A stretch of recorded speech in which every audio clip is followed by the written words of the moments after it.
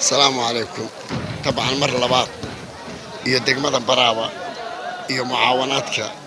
إدتك نو جارسية خير الله سي وزير حمزة خير الله سي أياسمي مختار خير الله سي وأوجدين دق مدى براوة وحلو خبري وأمان تراشين حوق له بر باريس باستا سكر سليد iyo timir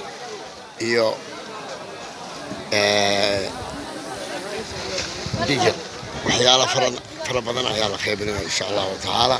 dadkii ay ka soo qayb galeen ee ka shaqeeyeen wasiir Xamza ayaa Simi Mukhtaar khayr Allah siiyo magaalada Baraawo degmada Baraawo dad tira badan ayaa wax la siinaya dhowr maalmood ay soconaysaa shaqadan insha Allah taala saa u jeedin cameraman waa محمد داير أبو بارك إن شاء الله تعالى